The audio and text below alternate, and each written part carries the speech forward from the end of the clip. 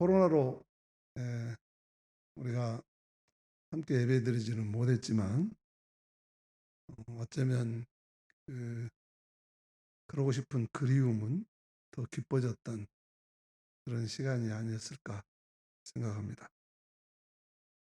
그동안 제가 제일 우려했던 것은 한국 교회가 목숨을 걸고 전쟁 때도 지켜왔던 이 예배가 상대화 돼버린 것입니다.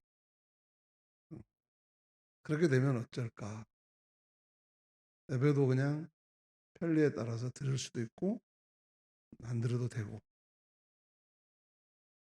때로는 이런 생명 위협이 있을 때는 예배를 드리는 것보다는 다른 삶의 수단을 간구하는 것이 나을 수도 있다는 생각, 이런 생각들이 굳어지면 어쩌나 하나님 앞에 예배하는 것을 제 신앙 고백의 제 1조로 삼고, 너희들이 존재하는 건 무엇이냐, 하나님을 영화롭게 하는 것입니다. 하이델베르의 그 장로교 신앙 제 1조가 그건데, 가장 출발점이고 신앙의 출발점이고 동력인 하나님을 예배하는 정신이 해이해지면 어쩌나, 그런 것이 이대 영적 지도자로서 제일, 또 성강교회 영적인 목회를 담당하는 사람으로서 제일 염려하고 우려되는 부분이었습니다. 그러나 우리 교회 성도님들은 온라인 예배와 개인적인 기도 생활을 통해서 자신들의 신앙을 굳건히 지켜나가시는 걸 보고 내가 괜한 걱정을 했구나, 그런 생각을 하게 된 지난 3개월이었습니다. 그동안 서로 지켜주기 위해서 애쓰신 여러분들, 교역자님들과 회장님들, 그리고 여러분 한 분 한 분 참으로 감사하고, 특별히 영상 예배를 위해서 보이지 않게 수고하신 분들이 계십니다. 이분들에게 진심으로 우리가 이제는 전쟁이 일어나도 대처할 수 있겠구나 하는 자신감을 갖게 돼서 고맙고, 또 오늘 여러분들을 이렇게 맞이하려고 오늘 새벽에 부터 우리 김희수 지사님이 신났더라고. 물청소 다 해놓고 또 하단 다 갖고 놓고, 그래서 교회 구석구석 어제 이 꽃꽂이 팀들하고 몇 분들이 예전하고는 좀 다른 모습으로 교회를 단장하고 있는 것을 보고 참으로 감사했습니다. 또 특별히 부활절 이후에 새벽기도회가 이제 개인기도회로 이렇게 오픈을 했는데, 저도 많이 빠졌습니다만은 단 하루도 빠지지 않고 나와서 기도하신 분이 누구인지는 제가 잘 기억하고 있습니다. 그런 기도의 재단에 불이 꺼지지 않도록 이럴 때일수록 내가 더 기도의 자리를 지켜야 되겠다고 정말 묵묵히 이 기도 재단을 지켜주신 분들, 그분들 덕분에 우리가 조금이라도 더 빨리 이렇게 예배를 회복할 수 있지 않았을까, 그런 생각에 너무 감사를 드리고, 또 이 모든 것을 결국 가능하게 하시는 분은 우리들 한 분 한 분 가운데 함께 하시는 살아계신 성령님 덕분이라고 믿어서 모든 감사와 영광을 하나님께 돌립니다. 그 어느 분 하나, 우리 교회 성간교회 속하신 성도들은 흔들림 없이 이 지난 3개월을 믿음을 지켜주셨고, 교회를 축내지 않기 위해서, 영적인 삶이 축내지 않기 위해서 정말 애쓰시고, 그리고 일부 예배 열심히 자리 지켜준 뿐만 아니라 가정에서 또 온라인 예배를 드려주신 분들, 또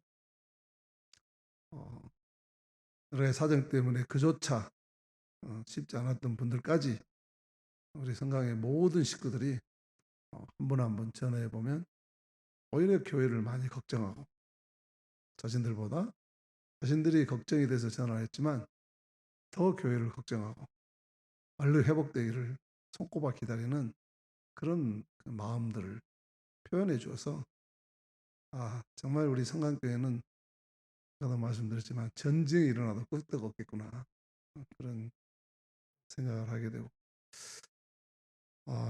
이렇게 단단한 신앙 공동체의 담임 목사라는 게 참 얼마나 감사하고 고마운지 제가 늘 자주 쓰는 이야기 송죽의 절개는 북풍 한설 몰아칠 때 안다. 이 어려울 때 우리 성강교회 성도들의 믿음이 얼마나 푸르는 것인가를 알게 해주셔서 참 고맙습니다. 이제 잔인한 4월이 지나고 여러분들이 보듯이 연초록빛 실록의 계절 5월입니다. 저는 이렇게 표현은 아름답게 시적으로 하지만 이때만 되면 내 나름대로 그 바이러스보다 더 저한테는 무서운 꽃가루와의 전쟁입니다. 그래서 알러지와 전쟁인데 저는 바이러스보다도 꽃가루 때문에 요즘 마스크를 쓰고 다니는 것이 옛날에는 불편했는데 지금은 편하잖아요. 그래서 여러분들이 지금 제 목소리가 그래도 듣기에 좀 괜찮을 겁니다. 그렇지 않으면 거의 이 계절에는 목이 쉬고 코가 정상이 아니고 그런데 이 알러지 계절입니다만은 이 모든 거 다 뚫고 저 푸르는 나무가 자라는 것을 보면 하나님이 내어주신 생명력이라는 것이 얼마나 강하고 또 질긴 것인가 하는 것을 우리가 보게 되죠. 이처럼 우리들의 영적인 삶도 우리들의 속사람 믿음도 새로워지고 실록처럼 생명력이 왕성해지는 그런 이후로의 시간이 되시기를 축복합니다. 오늘 우리들이 코로나 종식과 일상의 회복 그리고 영성의 부흥을 위해서 수요 기도에 한번 그동안 쉬었으니까 으쌰으쌰해서 모여보자 이렇게 강구를 하고 여러분들이 지금 오늘 나오셨습니다. 사실 세 가지 다 지금 가장 필요한 우리들의 기도입니다. 더 이상 이 코로나에 끌려다니지 않도록 그동안 질질 끌려다녔는데 이제 더 이상 끌려다니지 않도록 끝나야 되겠고 그리고 무엇보다도 우리 국민들의 삶 또 성도들의 경제적인 삶이 빨리 회복되어야 하겠습니다. 나는 괜찮다 하신 분도 계시겠지만 그러나 몇 분의 1이라도 어려움 당하고 있는 분이 계시다면 그건 바로 우리 모두의 어려움입니다. 그래서 한 분 한 분들이 빨리 경제적으로도 일상으로 돌아오게 돼서 이렇게 삶을 회복하게 되기를 기도해야 하겠습니다.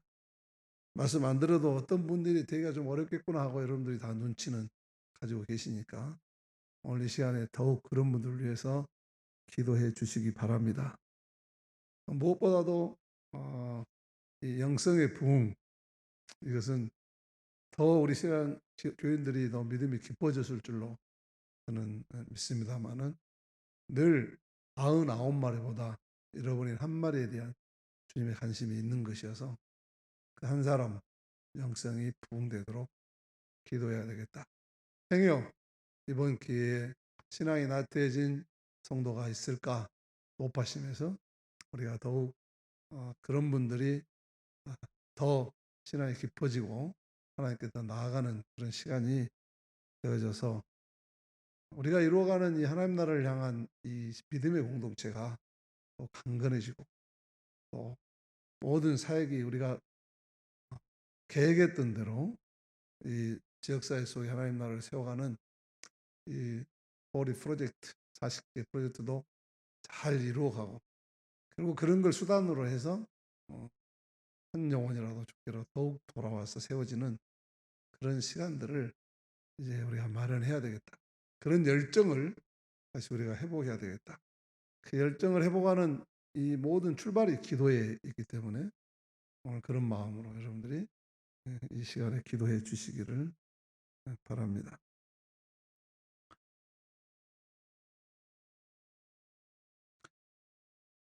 그 신앙은 국경이 없지만 신앙인은 국경이 있다. 그런 말이 있습니다.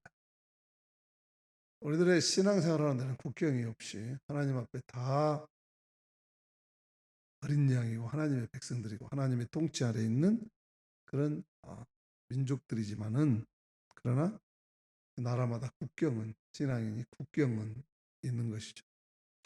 그래서 자기가 속한 나라와 민족을 위해서 기도하라고 그렇게 말하죠.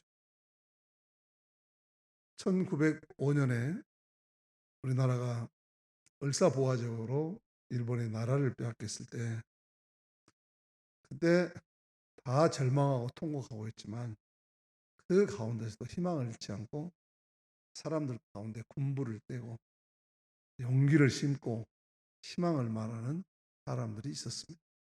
바로 1%도 되지 않았던 기독교인들이었죠. 신앙인들이었습니다.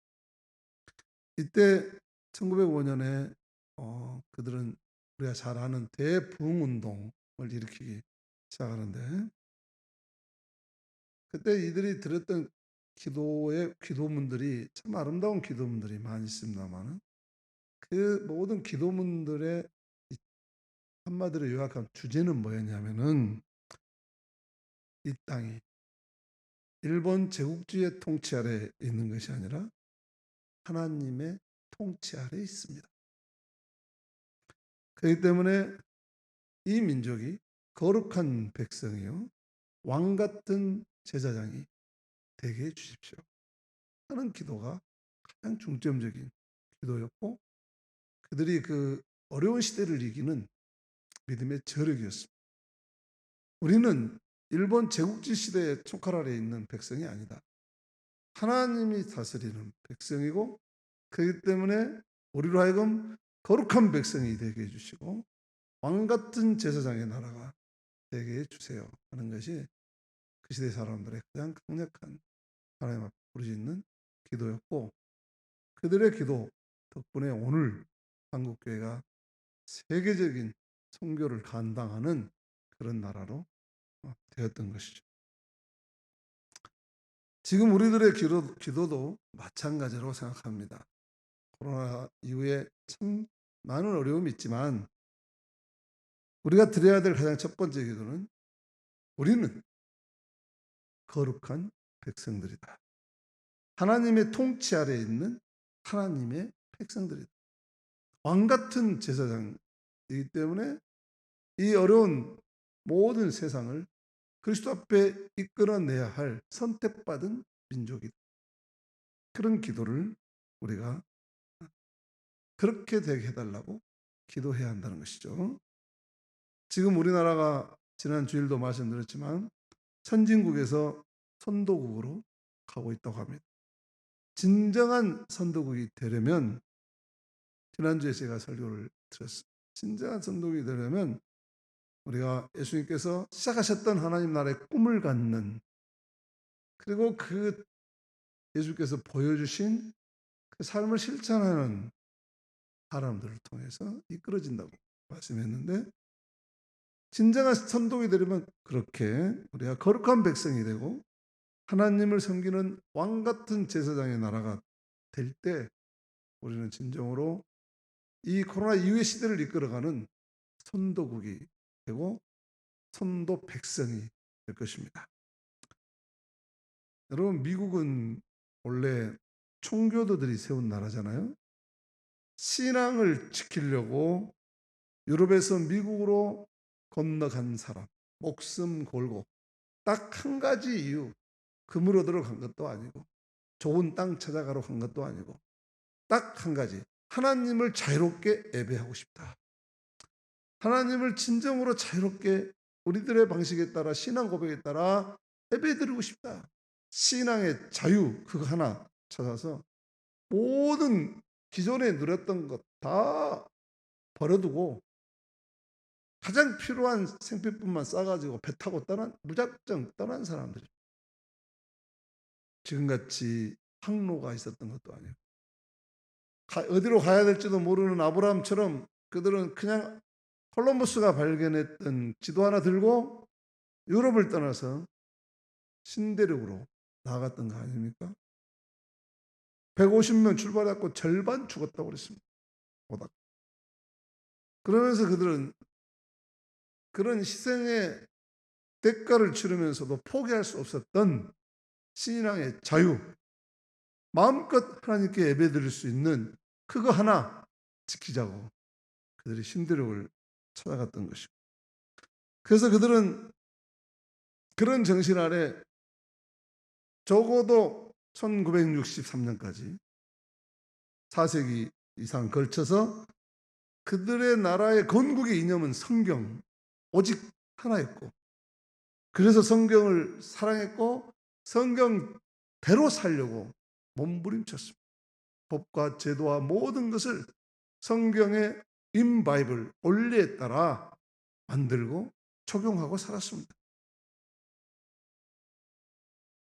주일엔 항해와 여행을 비롯한 어떤 사업도 하지 않는 전통을 세워나갔고, 그토록 예배를 지키기 위해서 왔기 때문에 주일 성수는 그들의 삶의 그 어떤 것보다도 우선되어서 사람이 죽어서 장례식도 주일날에는 치르지 않았습니다. 그 다음으로 영지에서 치루었죠. 대경사는 물론 그들은 생업은 물론이고 그 어떤 노동도 다른 어떤 일도 오직 주일 성수를 하면서 하나님께만 집중하는 삶을 살았던 것이 미국입니다. 하나님의 자녀들은 아침 저녁으로 확실하게 가정 예배를 드리고 가정재단을 쌓았고, 어머니 교리 문답을 만들어 갖고 엄마들이 요즘 온라인 수업하는 것처럼 자녀들을 직접 교리 문답으로 신앙을 통과해야 밥을 줬습니다. 학교 교육, 물론 그들은 크리스찬 스쿨만을 세웠고, 그래서 지금도 미국의 가장 전통 있고 실력 있는 학교는 전부 미션 스쿨입니다. 예수를 구주로 알고 하나님을 경외하는 것이 그들의 초등, 중등, 고등교육의 목표였습니다. 초등학교에서는 성경을 교과서로 지정해서 가르쳤고, 중학교 때부터는 기독교 고전 작품을 필수 과목으로 집어넣어서 읽고 가르쳤습니다. 읽도록 하고 가르쳤습니다. 하버드 대학을 비롯한 초기에 생겼던 그다음에 보스턴 할 것 없이 지금 우리가 세계 인류 대학이라고 말하는 샌프란시스코 신바라 대학, 버클리 등등 미국의 가장 유수한 100여 개의 대학교는 목회자를 양성하는 것이 대학의 최고의 목표였습니다. 그래서 그들 대학은 다 신학교를 중심으로 만들어진 연세대학 같은 그런 대학들이었습니다. 이렇게 선교사들은 또 세상 속에서도 하나님 중심으로 철저하게 살았습니다. 이들은 모든 직업은 하나님께로부터 받은 소명이다 이렇게 하고, 목사가 설교를 하는 것이나 이발사들이 손님들의 머리를 깎는 것이나 요리사가 음식을 만드는 것이나 모두가 다 동일한, 귀천이 없는, 다 평등한 하나님 앞에 소명을 받은 자리라고 고백했습니다.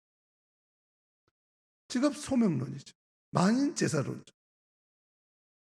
이렇게 미국은 적어도 19세기까지는 20세기 들어와서 완전히 세속화가 되기 전까지는 미국은 제국주의 국가가 아니었습니다. 언덕 위의 도시였고 하나님의 말씀을 들고 전 세계에 복음을 전해야 된다는 것이 국가 건국의 목표였습니다.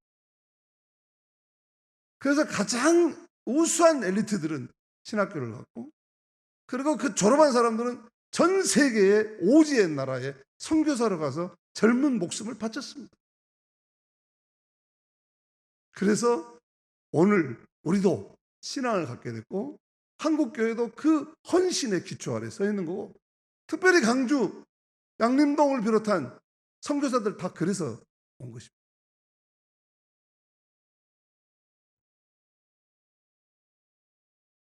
이렇게 미국은 적어도 세속화가 되기 전까지는 하나님의 나라를 이 땅에 드러내주는 그런 모델 하우스, 하나님 나라의 모델 하우스, 하나님 나라를 보여주는 정말 아름다운 나라였습니다.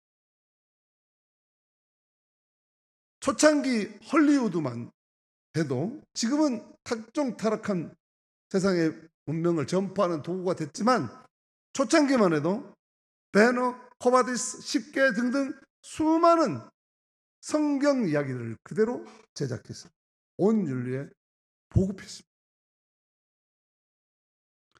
그렇게 예술인도 그들은 연극인도 다 모든 테마를 성경에 두고 복음을 전하는 선교적인 삶을 가장 보람있고 가치 있는 것으로 여기면서 살아왔습니다. 이렇게 하나님 중심 사상 입각에 살아온 청교도들, 그런데 이들이 훗날 삶이 이 후예들이 풍성해지다 보니까 이스라엘 백성들이 바알에 들어가서 가나안 땅에 들어가서 모든 것이 풍요해졌을 때 그토록 모세가 신명기를 통해서 여러분들이 이제 모든 것이 풍요해질 때 광야에서 배고팠던, 그러나 그럼에도 불구하고 인도했던 하나님을 잊어서는 안 됩니다 라고 호소했는데도 불구하고 물질 문명 그리고 모든 것이 풍요로워지면서 아쉬운 것이 없어지면서 하나님을 잊기 시작, 자기 소견에 좋을 대로 생각하면서 이스라엘이 타락하고 결국은 바벨론의 포로로 끌려가서 비참한 삶을 살았던 듯이 똑같이 미국이 자본주의 국가로 돈을 벌게 되면서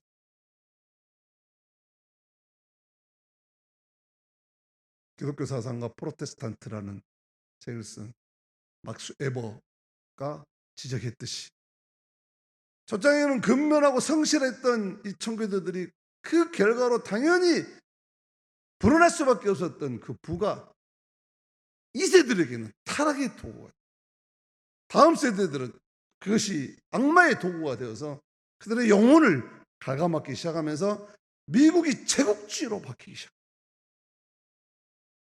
세계 경찰 국가에서 깡패 국가로 바뀌기 시작합니다.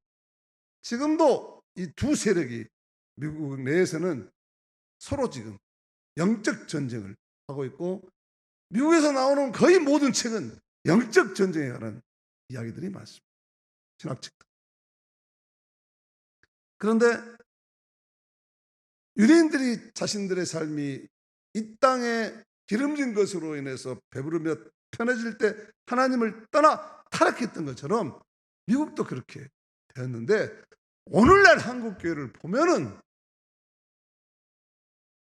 이제 한국교회 차례구나. 역사적인 전망을 해보면 금방 알 수 있습니다.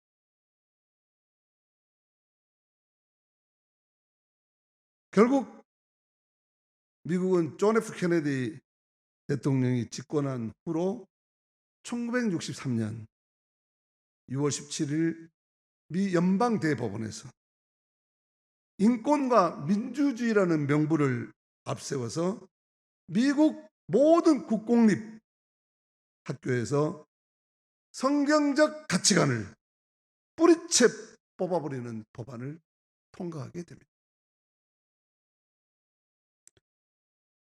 대다수 국공립 학교에서 드렸던 매일 아침 주기도문 하고 시작하고 매일 아침 성경을 보고 책풀 시간을 갖고 한 시간이 오전 시간 중간에, 오후 시간 중간에, 또 점심 시간에 하루에 3번 예배를 드리고 공부했던 시스템을 못하게 하고, 그리고 십계명을 늘 외워야 했던 학칙을 없애버리고, 이런 것들을 의무적으로 해야만 했던 기독교 교육을 더 이상 공식적으로 인권과 종교다원주의 세상에서 이것을 종교평등이라는 명분을 내세워 민주주의라는 명분을 내세워서 이걸 1963년에 못하게 만들었습니다. 최근에 트럼프 대통령이 이것을 다시 복원한다고 해가지고 지난번에 당선됐죠. 그런데 그 이후로 1963년에 이후로 70년, 80년, 90년, 2014, 이제 60년이 돼갑니다. 60년이 돼가는 이 과정 동에 미국이 어떻게 변했는가를 보십시오. 요즘 끄떡하면 마약이요, 총격 사건이요, 폭력이요, 그 다음에 모든 음란이요, 한국에 있는 모든 음란 사이트는 다 미국에서 만들어서 들어온다고.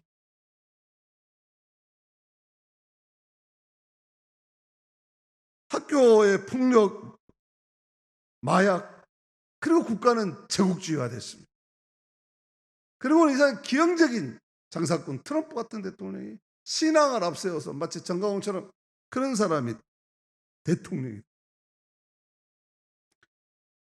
동성애가 통과되고, 미국 장로교도 동성애로 인해서 교단이 2개로 쪼개지고, 있을 수 없는, 기독교 국가에서는 있을 수 없는 온갖 어둠의 모습들이 나타나고 있는데, 오늘날 이 미국적 복음주의를 한국이 그대로 받아들였어요. 한국에서 못된 것만 더 빨리 받아들여요. 오히려 그것이 마치 이 문화를 앞서가는 사람이고, 마치 인간의 어떤 합리성을 더 드높이는 사람이고, 세상을, 시대를 역행하지 않고 잘 사는 사람들처럼 포장돼 가지고 오늘날 젊은이들을 병들게 하고 있습니다. 오늘날 기독교를, 본질을 이해하지 못하고 이렇게 평가하는 사람들을 바라보면 너무 가슴이 아파요. 저 사람들이 말하는 세상의 끝은 어디일까? 성경이 분명하게 보여준 것은 바벨론과 로마와 중세의 멸망과, 그리고 이제 미국의 몰락을 보듯이 저렇게 말하는 사람들이 주도권을 잡는 세상이 되면 이 나라도 공산주의에 넘어가든지 아니면 스스로 타락해서 소돔과 고모처럼 망하든지 뻔한 길인데 그렇게 가고 있다. 제가 오늘 길게 미국을 예를 들어서 말씀을 드리냐면, 우리가 다시 코로나 이후의 시대에 새로운 기준을 마련해 가야 되는 이런 시대에 다시 3개월 만에 이 수요 기대를 회복하면서 우리가 다시 세워야 될 기초가, 기준이 어디에야 되는 것인가 하는 것은 오늘 우리 교회 중진들만 나오셨어요. 제가 또 그렇게 나오시라고 했어요. 여러분들이 책임을 져야 돼요. 그래야 이 교회가 미래가 있고 우리들이 이루어 살고 있는 이 세상에 희망이 있습니다. 누가 하겠습니까? 바로 저와 여러분들이 하셔야 돼요. 다른 사람이 해주지 않아요. 우리가 못하면 문 닫아야 돼요. 위기 시대입니다. 그 어느 때보다도 뉴노멀, 새로운 기준을 만들어야 되는 그런 시대이기 때문에 정신 똑바로 차리고 해야 돼요. 그래서 제가 아주 역사 속에 구체적인 리얼한 미국의 예를 길게 말씀드린 것입니다. 깨달아야 돼. 다행히 코로나가 브레이크 없이 달리던 이 자본주의 문명에 아주 큰 충격을 던졌습니다. 아무도 멈춰설 수 없게 하는 이 욕망의 질주 시대를 코로나가 눈에 보이지도 않는 조그만 바이러스 하나가 전부 멈춰서게 해버렸습니다. 전쟁도 멈춰서 버리고요. 우주의 개발도 멈춰서 버리고요. 무역 전쟁도 멈춰서 버리고요. 중미 간의 갈등도 멈춰서 버리고, 그토록 하지 말라고 했던 것, 기어이 해내던 것들을 다 멈춰. 무차별한 생태계 개발도 멈춰서게 하고. 그래서 참 자연스럽게 자연이 깨끗해지고, 세상만 깨끗해지는 것이 아니라 사람들도 깨끗해지고. 이제는 함께 모여서 어디로 가는지도 모르고 그냥 글써대서 하고 가던 사람들이 이제는 멈춰서서 거리를 두고 자기 자신의 삶을 다시 한번 진지하게 생각해 보라는 시기를 준 것이죠. 특별히 미국을 원점으로 돌려놨습니다. 하나님 없이 뭐든지 할 수 있다는 이 오만했던 선진국들이 이번 코로나를 통해서 너무나도 무기력한 자신들을 발견하게 됩니다.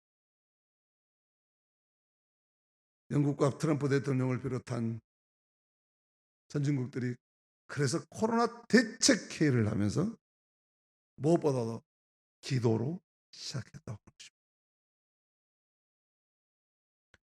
코로나가 인간의 무기력함을 실감나게 해주었습니다.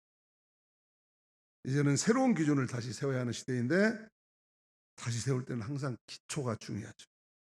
기초부터 단단히 다져나가야 우리 신앙생활도 우리의 뿌리가 든든해져야 하겠습니다.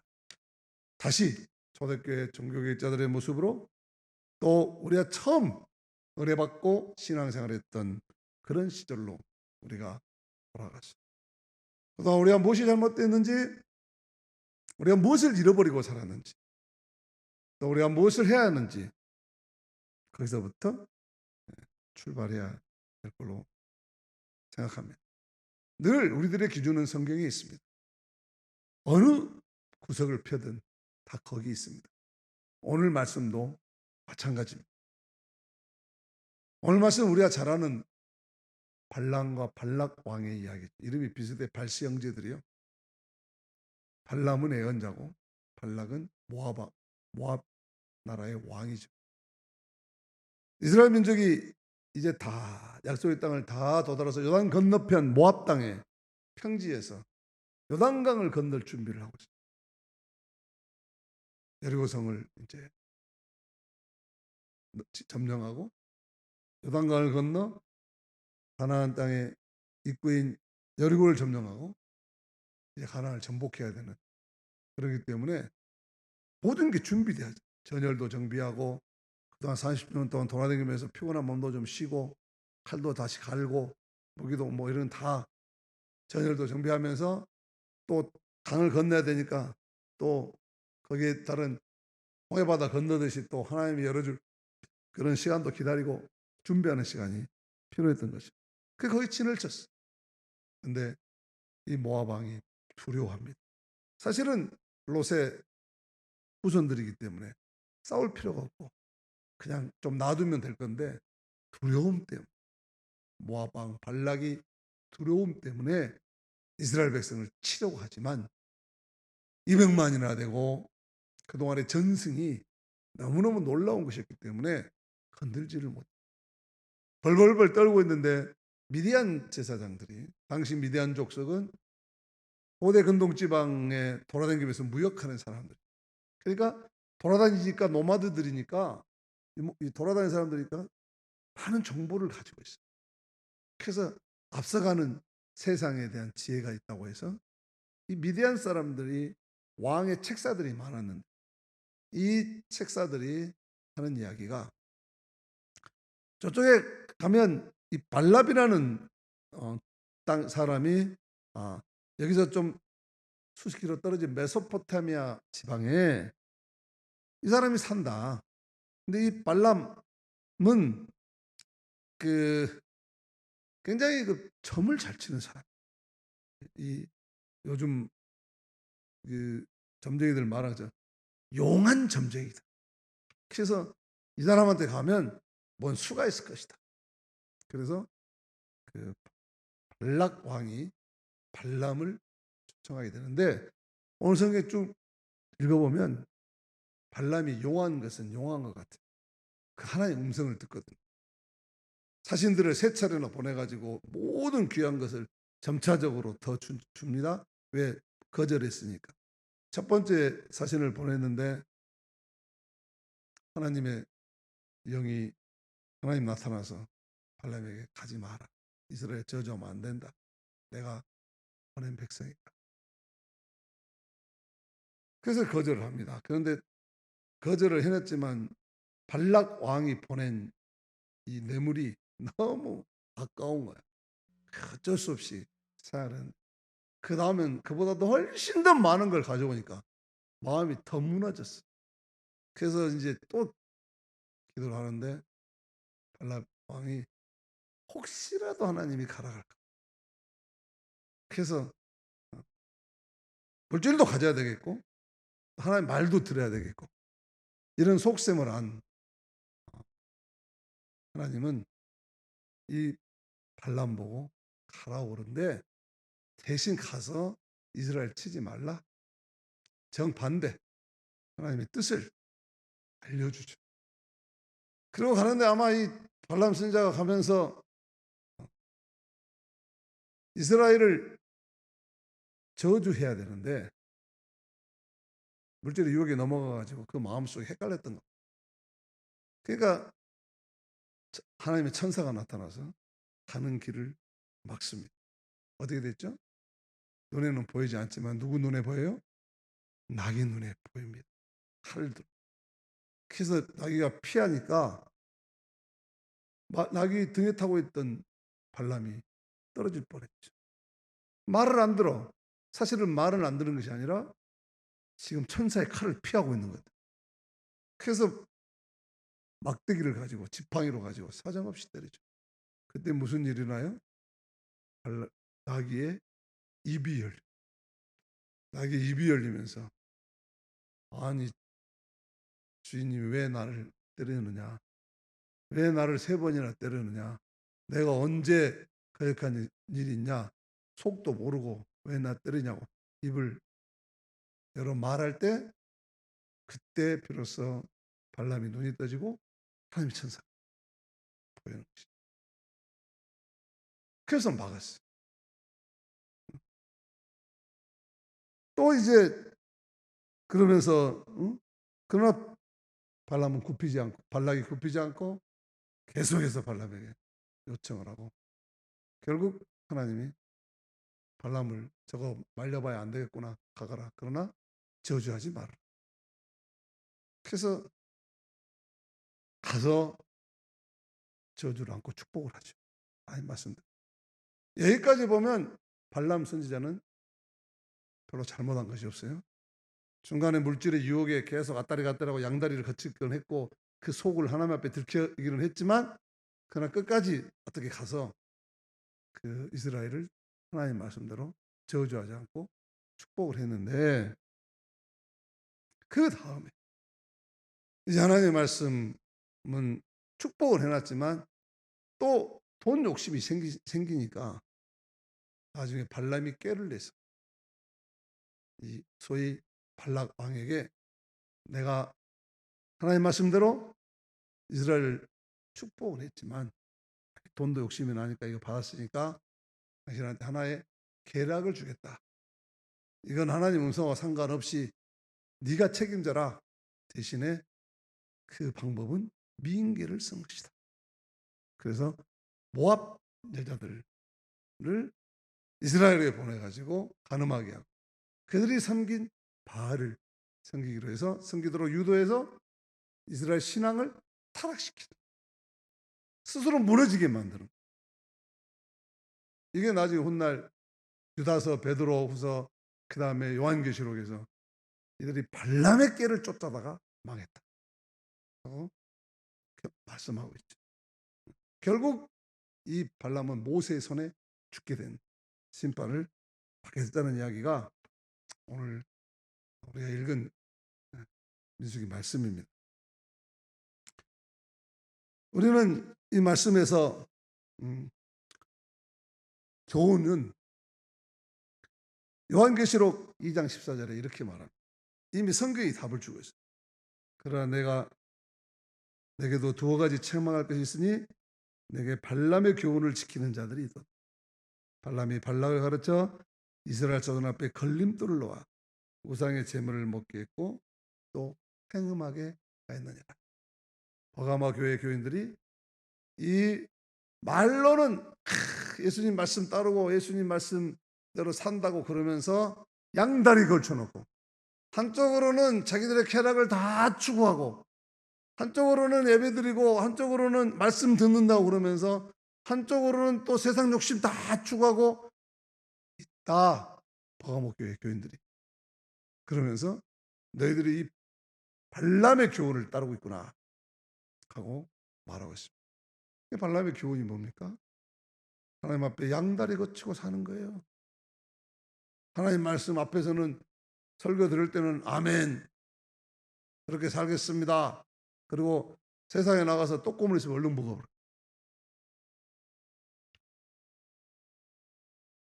이게 발람의 교훈이에요. 말로는 또 형식으로는 신앙 갖고 종교를 갖는데 내용은 자기 욕망을 추구하고 자기 마음대로 하고 싶은 거 다 하는, 버가모 교회는 오늘날 꼭 한국 교회와 비슷한. 왜냐하면 한국 교회 신천지를 숙주로 해서, 이 한국 교회를 숙주로 해서 신천지라고 하는 묘한 영적인 바이러스가 퍼져가지고 많은 이 건전한 그리스도인들이 다 병들어가지고 강주만 해도 4만 5천 명이 병들었다 하셨어요. 또 이번 코로나로 인해서 하나님은 그것도 심판하셨어요. 코로나가 나쁜 것만 있는 것이 아니라 기독교 참 좋은 것도 많이 이번에 선물로 줬는데, 그 중에 하나가 신천지, 또 JS 팀, 뭐 거기 잘 모르는데 JS, 거기도 뭐 정명석 이단, 휴거 옛날에 주장했던, 그리고 이재록 만민교회. 어째서 그 집단 감염이 꼭 그런 데서만 쏙쏙 나오는지 몰라. 그래가지고 아주 거기 망조가 들었죠. 그 다시는 예전처럼 그렇게 일어날 수 없는 치명상을 하나님이 입히셨다고 저는 생각합니다. 또 하나 있습니다. 태극기 부대. 정강훈 목사를 중심으로 한 태극기 부대가 이번에 온 국민의 지탄을 받았어요.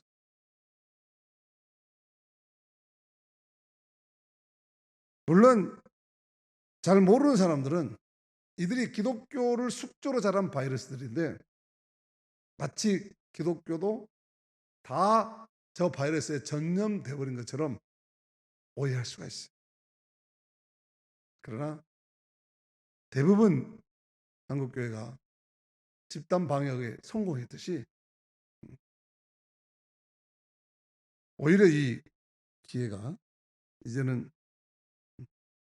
우리가 그런 발람의 교훈을 따르던 이 바이러스들을 다 물리쳐내고, 우리가 지금 집단 방역 수칙을 지키고 있습니다만은 우리가 영적인 수칙을 잘 지켜서, 청교도 교인들이 그렇게 했던 것처럼 정말 하나님 말씀 중심으로 다시 돌아와서 우리 인생의 기초를 다시 단단히 놓고, 그리고 참된 신앙의 자유를 향해서 하나님의 나라의 운동을 더 힘차게 이루어 나가야 할 때라고 믿습니다.